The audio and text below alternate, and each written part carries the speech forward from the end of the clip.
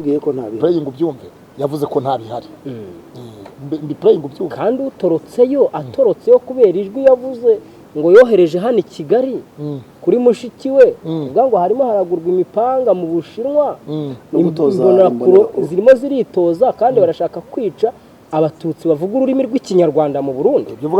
Ejo nibwo nabonye itangazo ryashyizwe hanze n'umugabo witwa Elize avuga ngo urusengero bararugambaniye rurafunzwe ntituzongera gusenga kuwa kabiri nta masengesho ahari.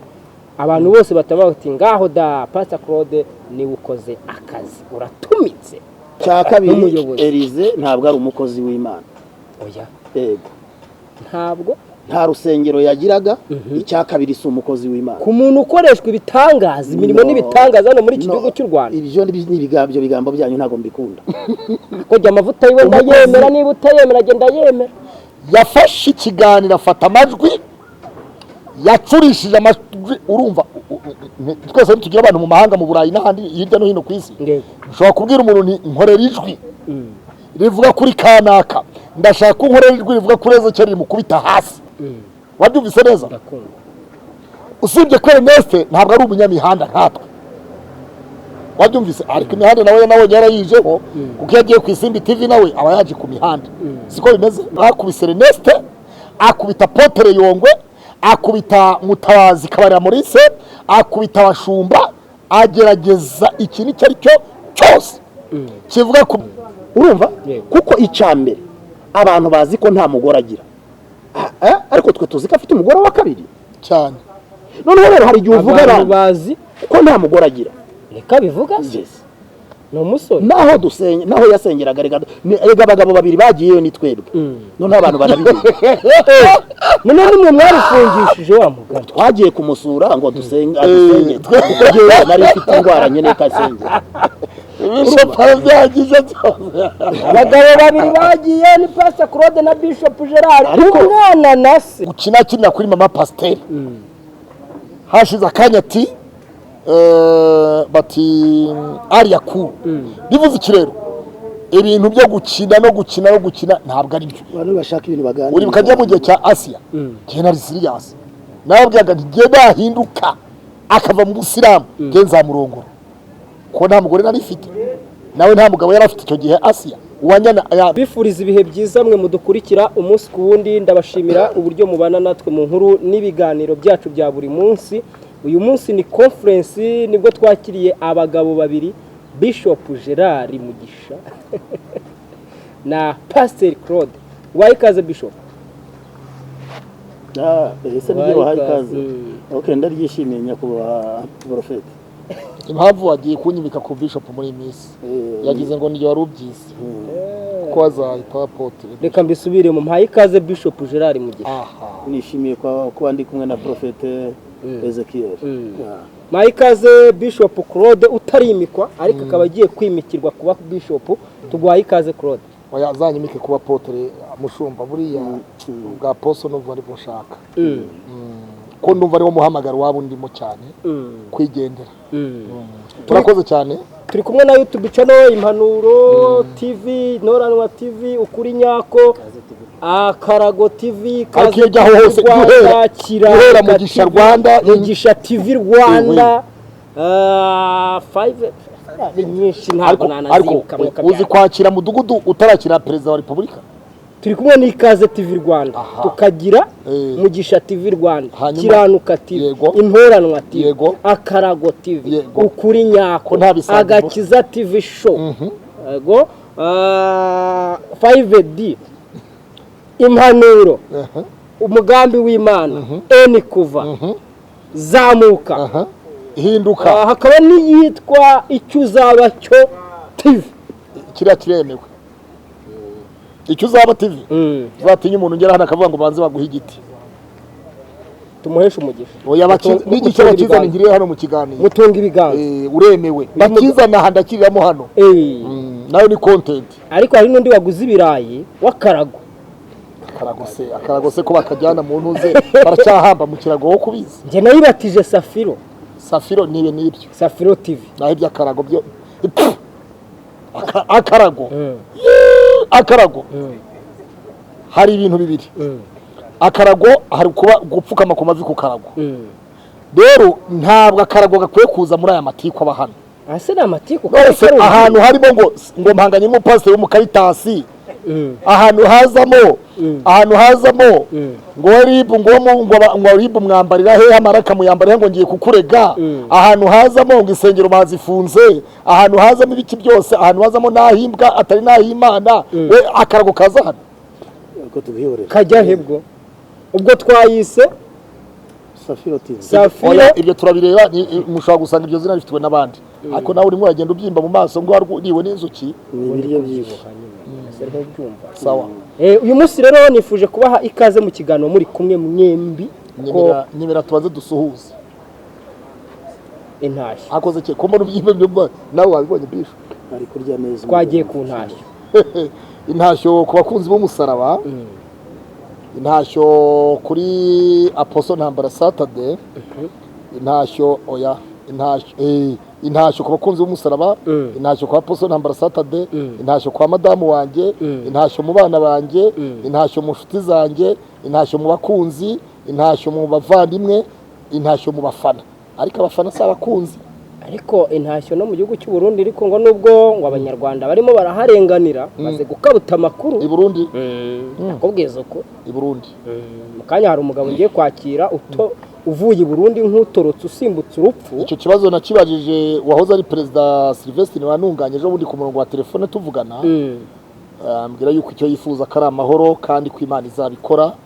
U Rwanda n'u Burundi imipaka ikongera igakimuka bidatinze. Kandi ngo haraguzwe ikintu cyitwa imihoro yo gukora jenoside. Narabyumvajije nabyo. Mbikumvisha ibyo rwarabyumvise. Byagenze gute? Yagushubije ngo iki? Yatubwiye ko nta bihari. Praying ubyumve. Yavuze ko nta bihari. Mbi praying ubyumve. Kandi atorotseyo kubera ijwi yavuze ngo yohereje hano i Kigali kuri mushiki we ngo harimo haragurwa imipanga mu Bushinwa zirimo ziritoza kandi barashaka kwica abatutsi bavuga ururimi rw'ikinyarwanda mu Burundi. Ibyo uvuga ni ukuri se? Ndamwakira reka. Ibyo uvuga ni ukuri.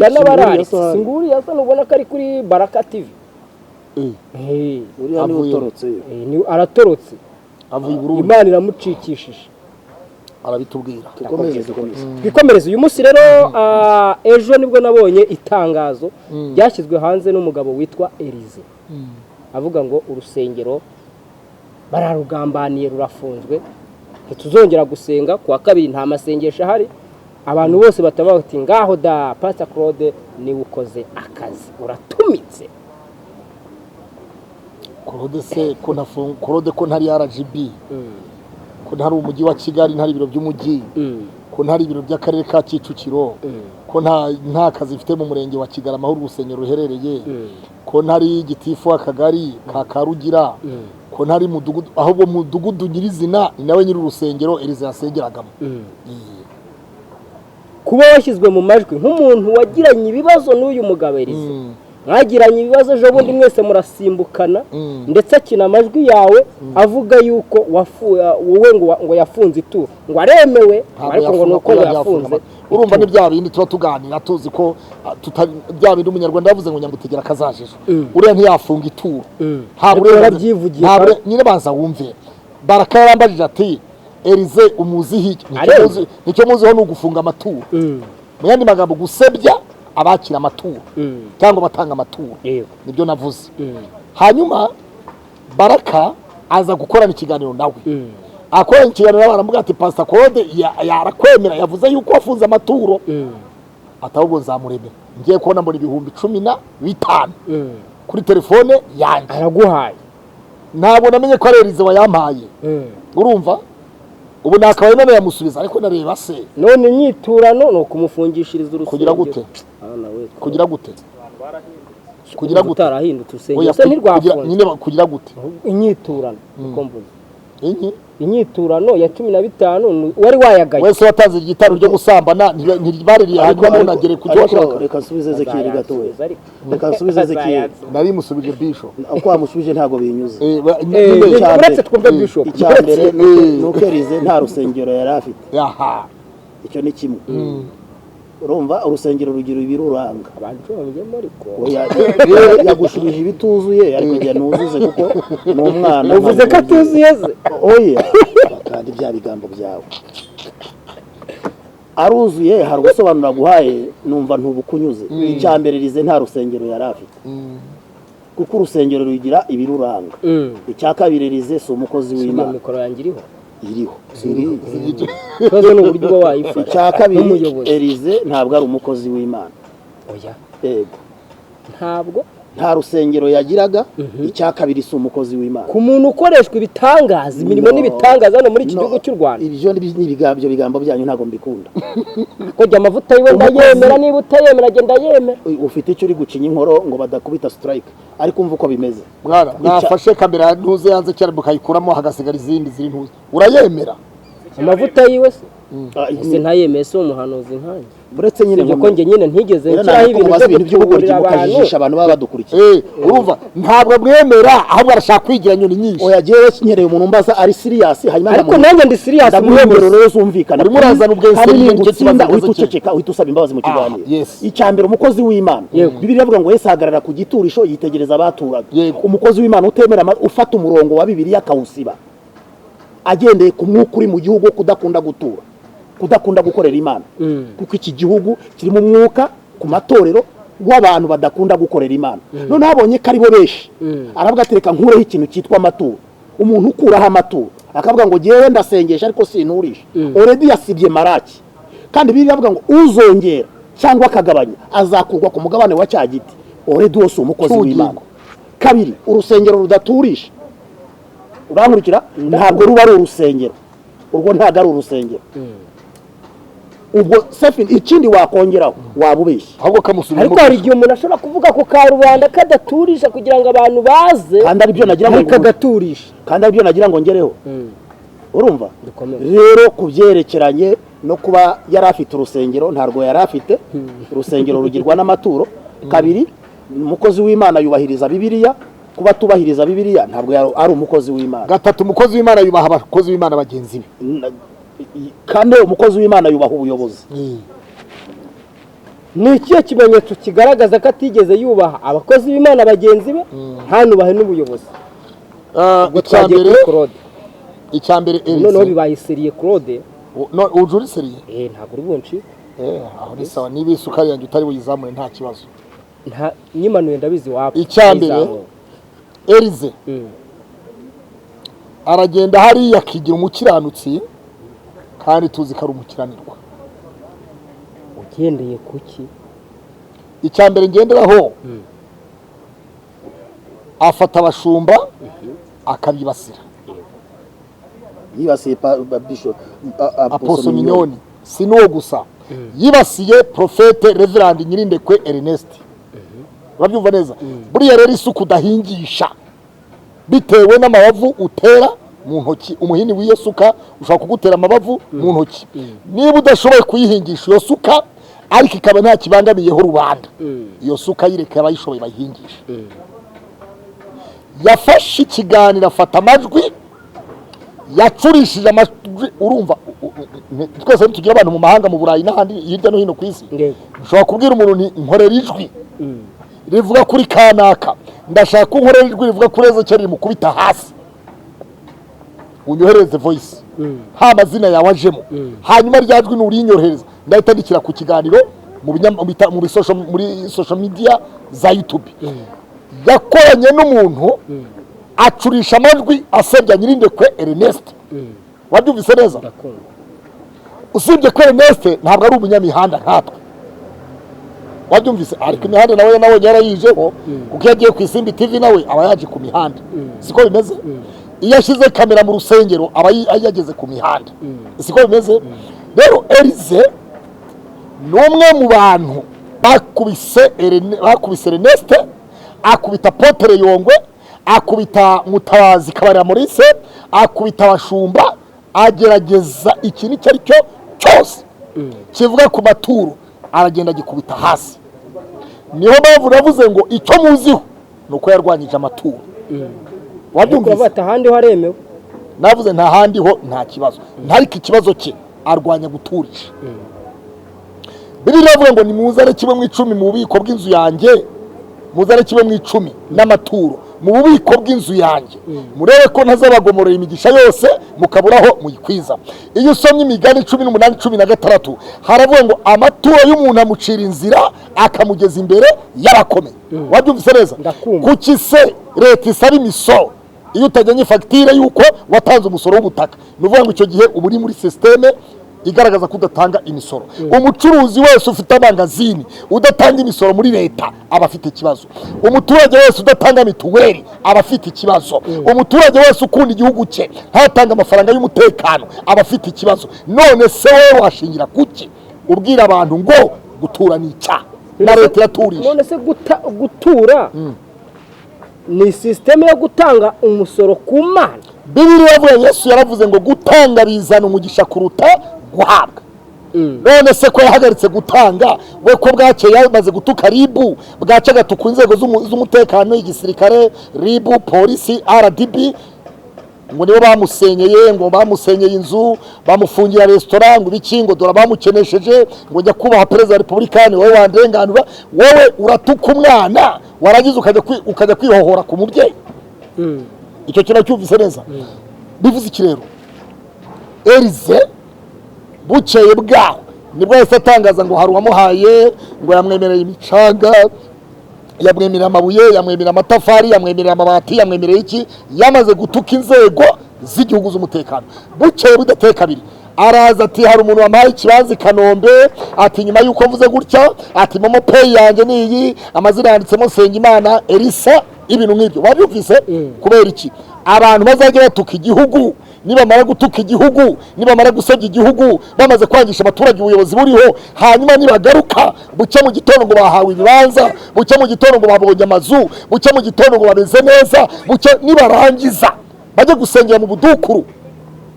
Kera Mutsinda cyaka kiyobora umujyi wa Kigali, ariko wakagezemo we banza waca barisa, wakagezemo ujya kukareba, ariko kukageramo ntaho bihuriye. Ukagera ni uburenganzira bwanjye. Nashakana navuga ko nanahageze Kigali we harafunze. Banza wumve, nta moto ijyayo, nta moto yahakana kuri urwo rusengero, nta gare ryabasha kugera kuri urwo rusengero. None se ko yavuze ngo murangira Thierry, mubwira abayobozi bakuru, abasirikare bakuru ku rw'igihugu, abayobozi bakuru ndasengeye, yabasengeye banyuze hehe? Ko nta gare rihagera, ko nta na moto ihagera, nta modoka yabona hinyura, abo bayobozi bakuru ku rwego rw'igihugu banyuze, ahubwo babagenzure barebe, bazagenzure barebe abayobozi bakuru batari bakabimanyamaza. Niba nta modoka ufite ukaba waragiye n'amaguru, kugira ngo naho binyura gute? Ibiki ngo yasengeye abayobozi baza uko se ngo yasengeye ngo muzagire ngo nasengeye abayobozi ba Elize, wasengeye Kayumba Nyamwasa mu bayobozi bakuru b'icyo gihe, wasengeye Jean Gahima mu bayobozi bakuru b'icyo gihe, wasengeye Nahimbwa mu bayobozi b'icyo gihe. Oya, ariko Nahimbwa ntabwo yari intozi. Jewe reka nkubwire, oya ndashaka kukunga na Elize, ngira ubirebe, ndashaka kukunga na Elize.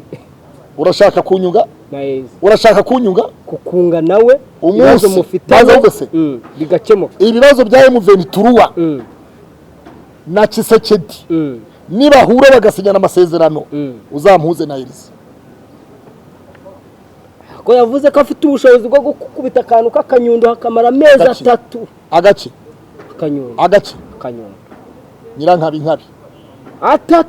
Ndavuze ngo Nyiranka, mvuze ngo Nyiranka, ntago mbizi. Nyirankabi gusubiriramo, Nyirankabi utazabikora azaba ari umwishongoza, ari umwiyemezi. Bishop Gerard, uyu ni umuhungu wawe, by'umwihariko ni umwe mu bantu bakwizereramo nk'umubyeyi. Ngewe numvaga nshaka yuko tumwunga n'uyu muhanuzi. Ikiganiro gisora gusoza, wumve dushobora gusoza ikiganiro neza cyangwa tugasoza kiri filimi. Iki kiganiro byewe nawe unteruye se, ariko reka twihute gutya, bigize senyo, reka twihute gutya. Zeki hari ibintu mutetamo kandi mwa muri gutanga message. Oya wisekura security sibisekeje, muri gutanga message Karafureri yandakariye, mwa muri gutanga message zizumvwa n'abantu batandukanye. Kandi izi message tuba dutanga hano kamwe gatwe. Sekere uri muri comedy, turi mu kiganiro. hanyuma izi message tuba dutanga ziba zisumvwa n'abantu bafite ubwenge n'abaswa, hari abahanga hari n'abanyabwenge. Kabiri, tuba turi gutanga message kugira ngo wenda hatagira n'undi munyarwanda uzagwa mu mutego nk'uwo nguwo. Siko bimeze. Mu by'ukuri Elize atangira ivuga butumwa rye urukunkurikira no kumuvugaho ntago byari ngombwa. Urumva? Ariko Elize arabizi ko tuziranye nkuko nabivuze mu biganiro byatambutse. Turaziranye, iwe narahageze, hari ibibazo byari bihari kandi nagombaga kubafasha we n'umugore we. So ntangira kumubona muri showbiz. Muzi ari umuntu ufata ibintu bijyanye n'amakorari akabikorera indirimbo, akabakorera indirimbo. Turaziranye muri ADPR. So kabiri, atangira kubwiriza kuri BTN, akora ibiganiro, yakoraga neza rwose. Uri kumva neza? Ari nabyo abantu badukurikira kuko bo bareba ikiganiro cyasohotse uyu munsi ntibamenye ngo abantu basohoye ikiganiro kubera ihe mpamvu. Habaye iki? Niki cyakozwe? Noneho ku BTN yatambutsaga ubutumwa akigisha abantu ijambo ry'Imana kwihana no kuva mu byaha. Ibyo byari bikenewe koko mu gihugu. Byari bikenewe ko abanyarwanda bahinduka. Amaze kubona amaboko, abantu bamaze kumwizereramo, ahindura ibyo yakoreraga kuri BTN abijyana mu rusengero. Noneho areba ikintu abantu gishobora gutuma abantu bamwizera.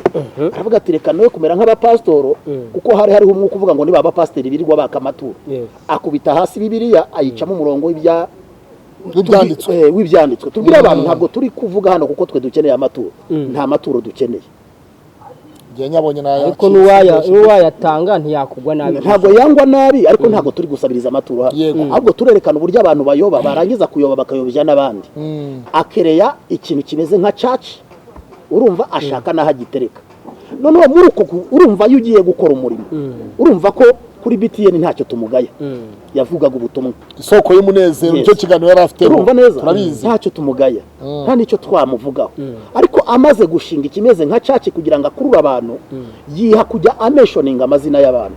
Icyo nicyo cyamuzaniye ingaruka uyu munsi azagira, ndetse natanaka mu kiganiro nakoze ubushize navuze ngo umurongo arimo natawuhindura.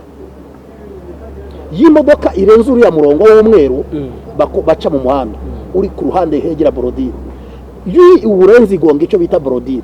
Yigonze Brodire imodoka iragwa. Irenga umuhanda. Noneho rero agiye kurenga umurongo. Akandi arimo ararenga umurongo. Ni inama agenda ikumuha. Amaze kwinjira mu by'urusengero yatangiye gufata abakozi b'Imana bimitswe. Twibukiranye ko we ni umubwiriza butumwa. Nta kiganza cy'abakuru kimuriho, nta mavuta n'abamwizeramo n'abamuhama bya 10 n'amaturo bakorera inyuma ya zero kuko ntabwo abyemerewe ntiyabyereje. Ibyo nitwigeze tubirwanya. Ariko noneho mu gufungura za churches za ministries ahita yihibasira abakozi b'Imana. Uwa mbere yavuzeho nk'ababara ni mama Minyonyi, Apostle Minyonyi. Aramuvugaho aramujyaginga. Minyonyi yashoboye gutumira First Lady. Hariho n'umuntu uvuga amavuta aho ni hariho n'umuntu uvuga ukibaza nk'uyu aravuga iki. Atumira First Lady aza mu giterane. Minyonyi Mufande Kabera kiri umuvugizi yaje kwigisha abantu iby'imana. Minyonyi ni umubyeyi wubatse imitima y'ababyeyi myinshi yari yarakomeretse. Uri gukurikirana? Aramwibasira aramwandagaza ashyira hasi. Agakiza gatuma tutubaha. Bibiliya ivuga ngo mwubaha abakuru. Sibyo? Aho atangira inzego rero. Abapasiteri abajyamo ashaka ibisenya abapasitoro, abikura bimwe i Burayi, ibindi abikura mu Rwanda. Bibiliya iravuga ngo mwubakanwe nk'amabuye mazima. Iyo rero uri gusenya abakozi b'Imana bagenzi bawe, hari icyo ubushaka. Urumva? Kuko icambere abantu bazi ko nta mugore agira. Ariko twe tuzi ko afite umugore wa kabiri cyane. Noneho rero hari igihe uvuga abantu bazi ko nta mugore agira. Reka bivuga se. No musore. Naho dusenya, naho yasengeraga rega abagabo babiri bagiyeyo ni twebwe.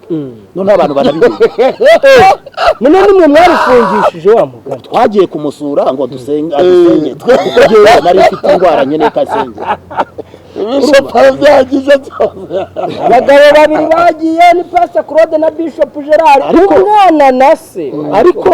Ariko ntabwo twari tugiyeyo nk'abamurwanya. Urakurikiranya? Twagiye gusenga. Tugiye gushaka amakuru. Twari tugiye gusenga. Ahubwo dusanga uwo munsi. Hanyuma agafunungu uri kurusengera sengera muse ko kavuzwe na Claude.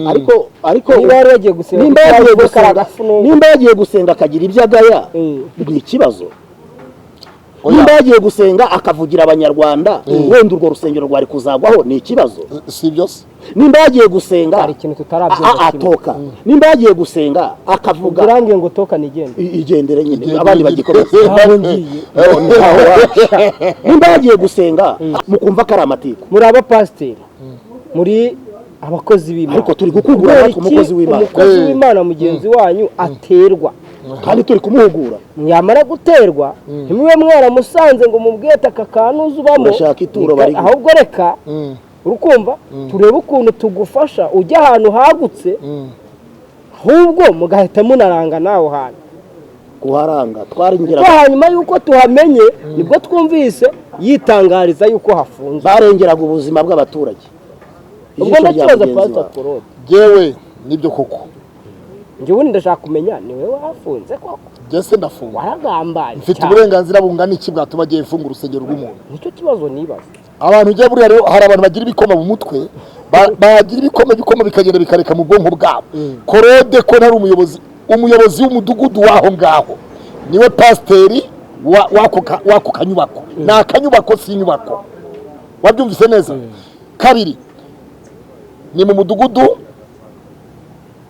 niwe umuyobozi w'umudugudu akagari ka Karugira umurenge wa Kigarama akarere ka Kicukiro mu mujyi wa Kigali mbaza mubwira ikintu kimwe rusasa niba nyakubahwa meya w'umujyi wa Kigali dusenge yumva Samuel ejo bundi yasohoye itangazo rivuga ngo nta modoka n'imwe yemere kwinjira muri Kigali yinjiranye n'ibitaka none se ninde muntu ugomba gusengeshereza urusengero ahantu igare ritabasha kumanuka ngo rigere n'igare utarifata ngo ricunge riparikwe ahantu muti itakandagira iyo modoka itagera umbwire umuntu umeze gutyo meya w'umujyi yaravuze ngo nta modoka n'imwe yemerewe muri Kigali kwinjira muri kaburimbo ifite ivumbi cyangwa amataka reka mwubwireze cyego abantu kwanga kutwanga nta nicyo bitwaye ni umukozi w'Imana cyangwa se yitwa umukozi w'Imana ariko aho umupira urenguriye ni urengurirwa yaje kuri izi mbuga nkoranyambaga yibasira abakozi b'Imana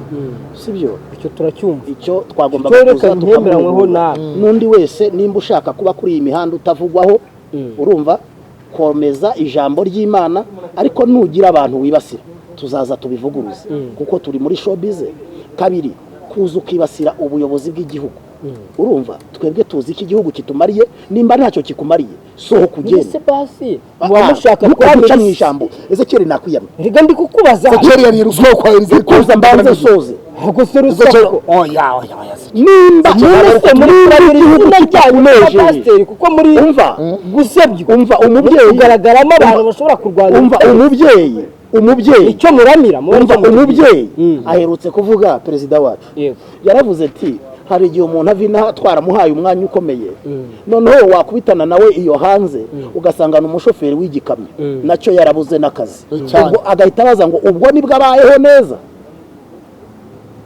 cyangwa yarabayeho neza kiri hano mu gihugu rero nimba umuntu yumva twebwe tuzi iki gihugu kitumariye tuzi kugira ngo aya mahoro aboneke hari ibitambo byinshi by'abanyarwanda urumva uri kunkurikirana hari ibitambo byinshi byabayeho by'amaraso abana bemeye kwiheba ubuzima bwabo bajya ku rugamba bamwe baba bakajorite abandi barugwaho tuzi kugira ngo aya mahoro aya mazu agerekeranye izi social media ibitwirwa tuvugiraho tuzi imbaraga bisabye igihugu urumva nimba wumva bitakunyuze rero ukabuzi ko hari ahandi wabibona wahambira utwawe ukigendera uri kumva ariko ntitubone ukomeza kuvugira kuri kamera urumva werekana ko ubuyobozi bwacu bw'igihugu bukora nabi igihe twebwe tubona ko bukora neza ibyo ntabwo ari ukwivanga ahubwo biri mu inshingano z'umunyarwanda wese urumva niyo mpamvu bivuga ngo icya mbere ni amakuru kabiri bijisho rya mugenzi wawe kuba ijisho ryawe urumva kuba ijisho rya mugenzi wawe ni ukuvuga ngo ndareba nawe urimo urareba ariko nimbona ugiye gukora ibidakwiye mbere y'uko ubuyobozi buza kuko bufite inshingano nyinshi nakabaye nagukebuye hanyuma rero ubu turi kumukebura bwo buzaza nyuma reka wenda aho ngaho tunaharenge cyane rwose ndizera ko Elize yamaze kumva ndetse n'abamukunda n'abamukurikira nabo babyumvise bashobora kuba badufasha ese mu macana rero n'ubuvugizi yavuzemo Elize harya ntabwo yagarutsemo ariko kandi nta nubwo yigeze asobanura ngo avuge yuko yayibeshyeho kuko mu kintu Elize yari yavuze ati ndagusaba kuza ugasobanura ko cano yanjye wayibeshyeho. Mu byo nakurikiye nyakubahwa Dr Murangira ntabwo yigeze avuga ngo hari cano nibeshyeho, bisobanuye ko ibyo yavuze byari ukuri yari abizi. Kandi nanone mu byo mbona nyuma y'uko Murangira avuze Elize hari uburyo yahise agaragara mpita mbona burya bajya baca umugani mu kinyarwanda ngo baca umugani ngo ikira ngo nyiri icyaha yiruka ntawe umwirukana. Urakoze cyane. Akarero mba nkakusemo nk'umuntu nka mugenzi wanjye nawe ajya kumva nyine none se ajya ngo nanjye simubiye. Nakubwiye ijambo rimwe niryo ryahiritse igihugu gituma abanyarwanda babona abandi kari inzoka. Ijambo rimwe bakurikiranye, ijambo rimwe hano kuri social media bishobora kugira ibyo rikiza bikagira n'ibyo biryangiza, sibyo? Nimba hari ibyo wanenze wahaguruka ukajya muri izo nzego ukabikemura, sibyo? Ariko ntuze hano ngo barihuza kubitangariza.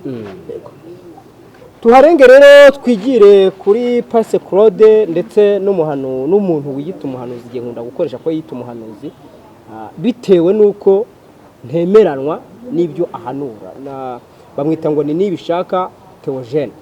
Uyu muhanuzi ubushize Pastor Claude yagize umugisha abona bimwe mu bitangazamakuru by'ama YouTube channel harimo Bakti ndetse na Nepo Musaraba TV bagiye gusura umudamu, muri make bagiye guhinyuza ibyo ngewe na Rivera Pasteur Justin ndetse na Papa Bitangaza twavugaga. Basanga ko umudamu abayeho mu buzima butari bwiza, bagaragaza n'aho atuye. Pastor Claude tubona yagezeyo akorewemo n'Imana, ajyanye icyo kurya n'igitenge cy'umudamu. Umugabo aho kugira ngo avuge ati ndashimira Claude uyu munsi arimo arakwihaniza mu rugo rwiwe, yavuze ngo natwaye umunyagara.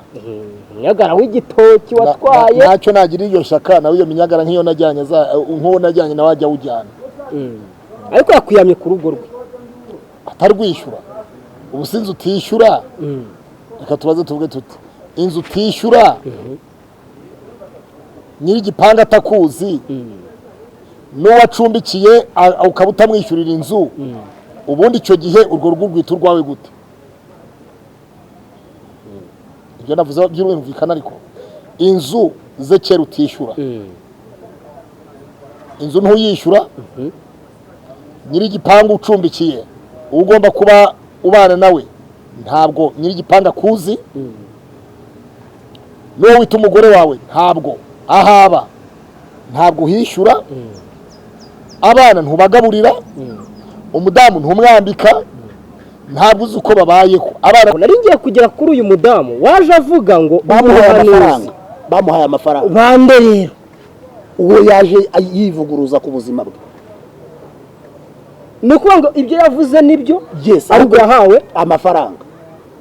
Noneho abantu bari hanze kugira ngo yongere agarure icyizere cy'abantu bo hanze bizera muri nibishaka. So ushobora kureba nkabona wansenye ninkomeza kugushimashima urazana n'ibindi bimenyetso ngahita nza nkakwana twumvikana.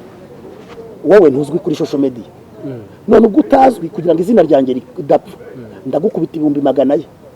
Wareba inzara ufite n'ubukene uhita uceceka ukora ikiganiro, nta kindi ahita gutegeka ikiganiro. Uhita ukora ikiganiro uvuga ati naramubeshyeye, humura ntibizagukoraho nta kibazo uzagira. Ariko abo bantu nabo bibigiye kugira bakurikirana.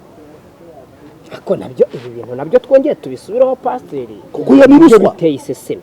Tubonye umuhanuzi Noheli araje ati Imana yo mu ijuru yanyeretse ndongora madamu Asiya.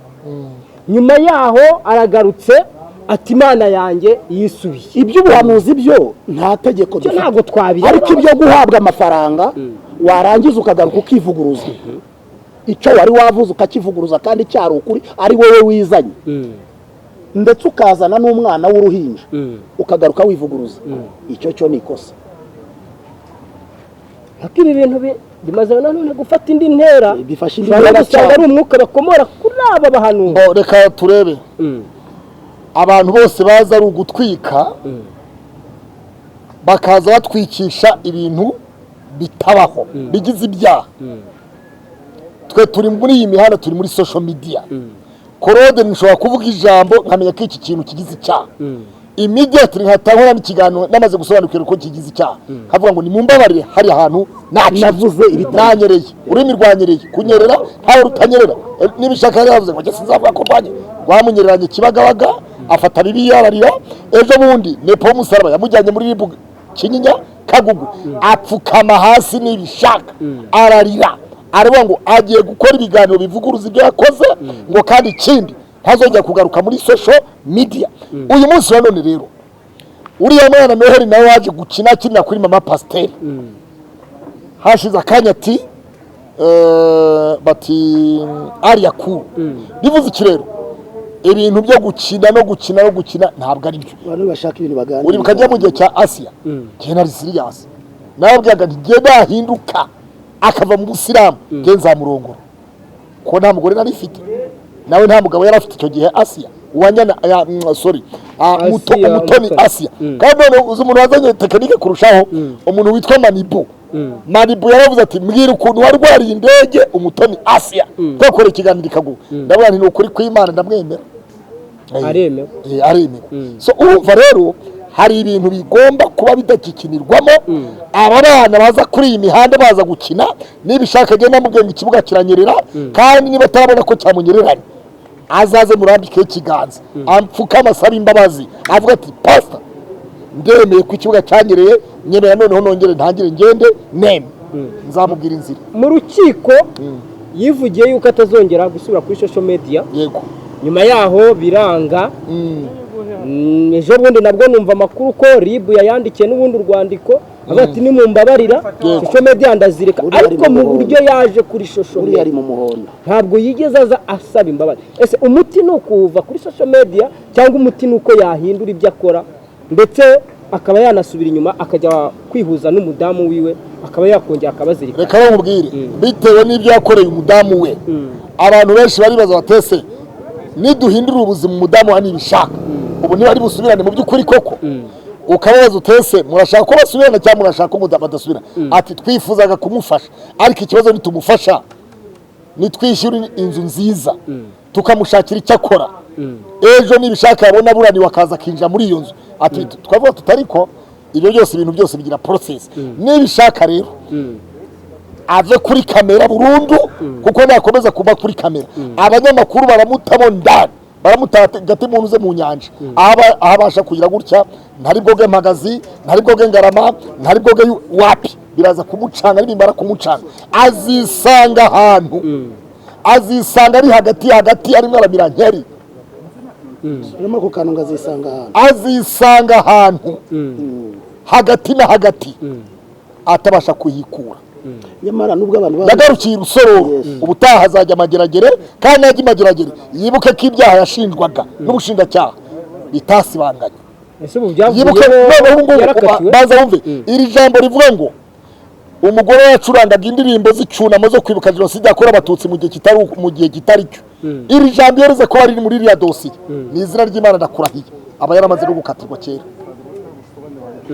Ubu rizazamo, ariko twibutsa abantu ntabwo tuba turi hano hari umuntu dushaka kwibasira, ahubwo amakosa tuba abantu bashaka banadukunda, kuko twe tuba turi kugira inama umuntu, sibyo?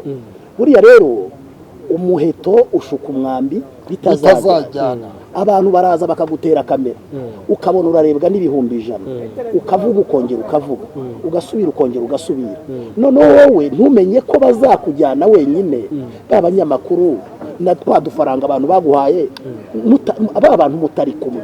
Izi ni nk'inama abantu bakabaye badushima kuko tumukosora. Urumva? Ntabwo twebwe turi kumwagisira ngo komerezaho, kuko gukomerezaho bifite icyo bizamugezaho kitari cyiza. Uri gukurikirana? Rero inama nziza nta nubwo turi abantu babi, inama nziza reba ibyo uvuga biramarira iki sosiyete. Reba uwo mugore uri kwandagaza ufite umugore yerekanye uburyo yavuze ko nyirabukwe atamuhaye kato, umugore yahita abyerekana, yerekana amafoto yabyo. Kucubesha ukabeshyera umuntu yifitiye umubabaro w'ubukene n'ubuzima, sibyo? Umubabaro w'ubukene n'ubuzima uri kuwongeraho umubabaro wo kumusebya. urikurikirana rero icyo twabwira abantu umuntu ajya avuga ikintu ashobora kuzongera agasubiramo. dusoza rero hari umuhanuzi Daniyeli wagaragaye kuri social media avuga yuko azasimbura nyakubahwa Pasiteri Ndayizeye Isayi wa ADPR ariko Imana iriya ni prank. Mita nakira amakuru y'akasamutwe muvuge ngo amina, mwongeye muvuge ngo ati amena. Nakira amakuru y'akasamutwe yuko aza kuri social media yiyita umusore yarataye umugore icyangugu, niko ni icyambere. Kandi atekera umutwe umukobwa basezeranira mu murenge wa Kimironko. Dore ngiye turukujana ndebera baba hano uyu nawe arafunga. Ndabaza iki kibazo rero Pasiteri, ibi bintu ntabwo mbishaka. Iki ni ikiganiro cyihariye kuko iyi ni content ubwayo. Iyi ngiyi ni content yihariye kuko urumva ibi bintu byatuma buri abantu bari ba content wabyumvise. Iyi ni content ukwayo abo ni bana ngombwa mukanya turi ahandi twicara kuko Manibu ndabona Manibu nawe yahageze twimukire ruguririya tujye kuyikora. Iyi ni content ukwayo urayaboye ku buryo ndahitanira muhamagara mu kiganiro tuzanya amakuru. Ariko yari yavuze ko ameze nka aracyasimbuye. Yaravuze ngo baza uve nawe navuze ngo muri manda iyi manda nyakubahwa perezida wa repubulika arimo arasoza yiyamamaza muri iyi manda arimo arasoza. Naravuze ngo nyakubahwa perezida wa repubulika yatanze kandidatire Paul Kagame ari ku itike y'umuryango FPR Inkotanyi. Uwitwa Diane Shima Rwigara atanga kandidatire muri komisiyo y'amatora. Uwitwa Barafinda Sekikubo Fred atanga kandidatire. Uwitwa Philippe Mpayimana uwo bakora muri Mirumwe wabyumvise yabaga mu Faransa. Mpayimana Philippe ubakora muri Mirumwe. Hanyuma rero sasa hari abantu baza bameze nka Barafinda niba barafinda wabyumvise neza usibye ko barafinda barusha n'ubwenge. Reka dushimira abantu bari badukurikiye tubabwira ko uyu muhanuzi Daniyeli yigize nakubwiye ngo soza ikiganiro hanze duhamagara icyago 0787 baza gucishaho amakuru 4851518 ufite amakuru wese yatugezeho 078251 1597 ku Ikaze TV Rwanda niho uri busange iyo nimero yafishije. Hanyuma ayo makuru uyazana ariko kandi nawe urayafite. Tubonye umurenge, tubonye idarapo, tubonye biki so bagabonye kati kurikira iki kiganiro arabaraye umugabo witwa Daniyeli uvuga ko ashaka kuba umuvugizi agasimbura Ndayizeye Isayi. Murakoze cyane. Reka dushimire mwebwe mwari mudukurikiye tubwira abantu bifuza kuba bakina filime. Ejo dufite casting muduhamagare kuri 0787 je nayikuyeho kandi byarangiye. Hanyuma bize kugenda neza wamamarizi wawe ntago wayikuraho rwose.